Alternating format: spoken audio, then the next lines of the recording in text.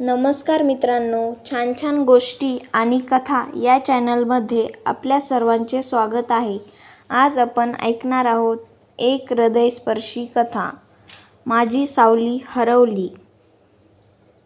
मी रस्त्याच्या मधोमध थांबले होते. रात्रीचे 12 वाजून गेले होते. आकाशही पावसाच्या थेंबाने रडत होतं. अंगाला थंडगार वारा झोंबत होता. गाड्यांचा हॉर्नचा आवाज कानापर्यंत पोहोचूनही मला ऐकू येत नव्हता. हातात एक चिठ्ठी, डोळ्यात अनावर झालेले अश्रू, ओठावर हुंदके अशी अवस्था घेऊन त्या चौफुलीच्या मधोमध मी थांबलेले होते. डोळ्यांना अंतक दुःख पेलवल्यामुळे माझे अश्रू ही डोळ्यात थांबले नाही. फक्त एक विचार मनात चालू होता, का आज त्यांनी देह सोडला.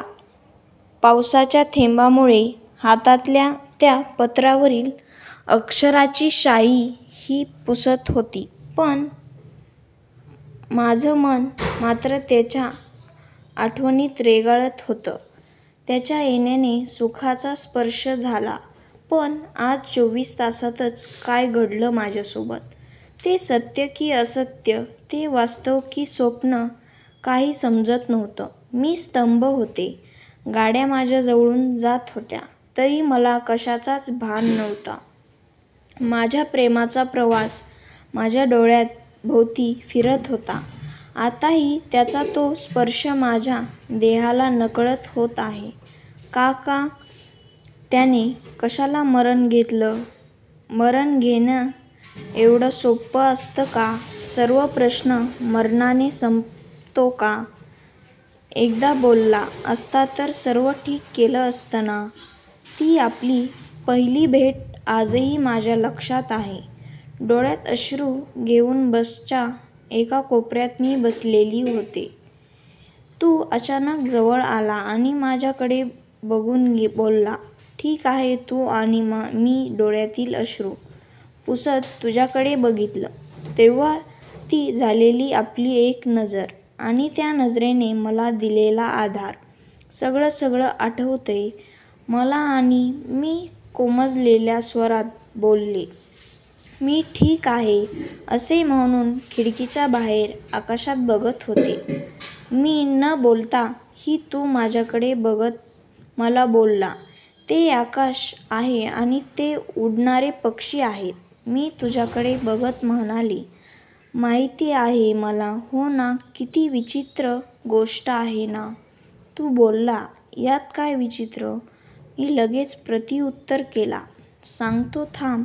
एका पक्षासाठी सर्व आकाश त्याचं असतं, पण सर्व आकाश त्याचा असूनही रात्र मावळताच तो त्याच्या घरट्याला परत जातो.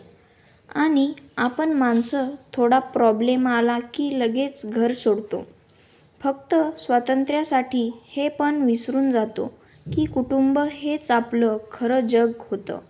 तू बोलतच होता तेवढ्या कंडक्टरने बेल वाजवली आणि तुझा स्टॉप आला. तू बाय, टेक केअर असं बोलून तिथून निघून गेला. मात्र तुझे बोल अजूनही माझ्या कानात घुमत होते. आई वडिलांच्या भांडणाने कंटाळून, वैतागून मी त्या बसमध्ये बसले होते आणि परत कधीच जाणार नाही असा ठाम निश्चय करून मी रडत होते. पण तू कळत नकळत मला सांगून गेला की घरी जा, कोणीतरी वाट बघतोय. आताही तुझा एक शब्द माझ्या मनाशी खेळत आहे. घरी जाण्याचा एकमेव कारण होता तू. तू तुझ्या आयुष्यातील सावली होऊन गेला होता. आपली भेट परत झाली ते माझ्या ऑफिसजवळ. तू माझ्यासोबत काम करत होता. परत त्या भेटीमुळे मला तुझ्यावर प्रेम झालं आणि हे प्रेम तुलाही माझ्यावर होत. आपलं प्रेम पुढं वाढतच गेलं. ते तासा फोनवरती गप्पा मारणे, सोबत फिरणे आणि तुझे माझ्यासोबत सगळे सुख दुःख वाटून घेणे, दिवसाची रात्र कधी व्हायची कळत नव्हते. आपण पुढच्या भविष्याचे स्वप्न रंगवत होतो की लग्नानंतर हे करायचं, लग्नानंतर ते करायचं. पण आज सकाळी मी उठल्यावर माझा फोन घेतला तुझ्या सुप्रभात मेसेज वाचण्यासाठी, पण आज तुझा एकही रिप्लाय मेसेज आला नाही. तुला मी 10-12 कॉल पण केले, पण तू कॉलही उचलला नाही. मी घाबरले आणि स्कूटी घेऊन तुझ्या घराकडे वळाले. तुझ्या घराच्या अवतीभोवती खूप लोकांनी गर्दी केलेली होती. रडण्याचा आवाज येत होता. कोणी दादा तर कोणी राम म्हणून शोक अश्रू अंघोळत होते. त्या गर्दीला लोटत लोटत मी पुढे आली. बघितलं तर तुझा देह पांढऱ्या कपड्यात गुंडाळलेला होता. मला काहीच समजले नाही. माझं आयुष्य एका सेकंदात तिथेच थांबून गेला. मी तुझ्या जवळ आले.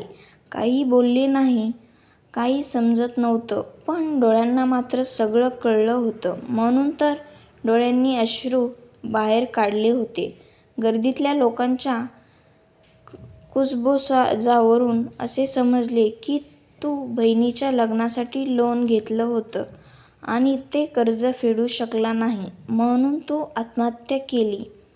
तू इन्शुरन्स काढून तुझ्या कुटुंबाचा तर उद्धार केला, मात्र मी माझं डोकं तुझ्या खांद्यावर ठेवून दुःखाचे अश्रू ओघळत असताना एकाने मला एक पत्र हातात आणून दिलं.